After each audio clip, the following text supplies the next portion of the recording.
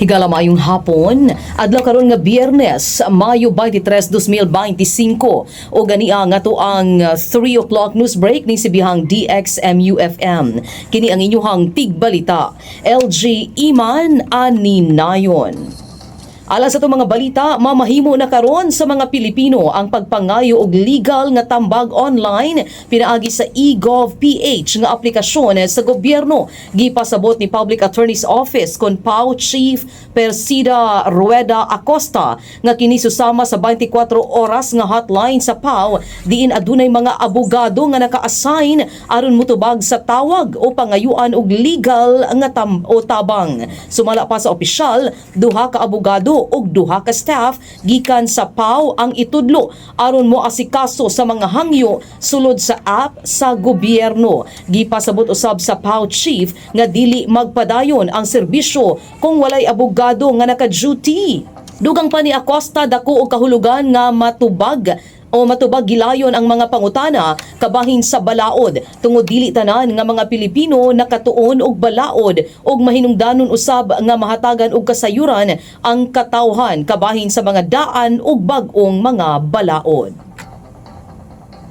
Sa pikasbahin, gigamyan lamang si kanhi Presidential Spokesperson Harry Roque sa plano sa Department of Justice kon DOJ sa pagpangayo og tabang sa International Criminal Court or International Criminal Police Organization kon Interpol aron hingpit na kining maaresto kung kahinumduman gibutyag ni DOJ Undersecretary Nicolas T ang plano sa ahensya nga pangayuon sa Interpol ang pagpagawas niini og red notice batok kang Roque aron hingpit na kining maaresto og paatubangon sa mga kaso niini sa Pilipinas. Apan bisan pa man ini gipagawas sa kanhi Presidential Spokesperson, walay mahimo ang mga nahisgutan. Gipahayag pa niini kung adunay natanggong nga petisyon sa usa ka asylum, ang usa ka individual dili kini mahimong arestohon bisan pa man nga adunay ipagawas ang Interpol og red notice batok sa iyaha. Sa pikasbahin sa atong mga balita, nihangyo si President Ferdinand Marcos Jr.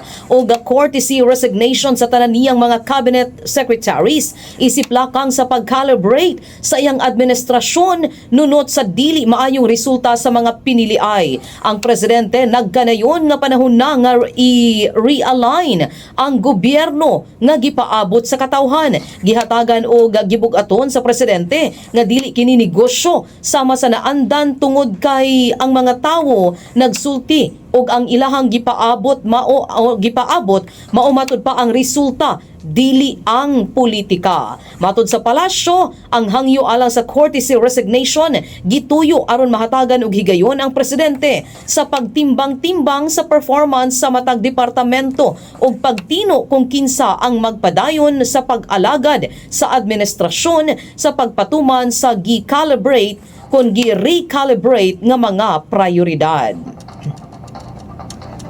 Higala mao kana ang atuang 3 o'clock news break ni sibihang DXMU-FM. Kini ang inyuhang tigbalita. LG Iman Aninayon of DXMU-FM 88.9, your development radio.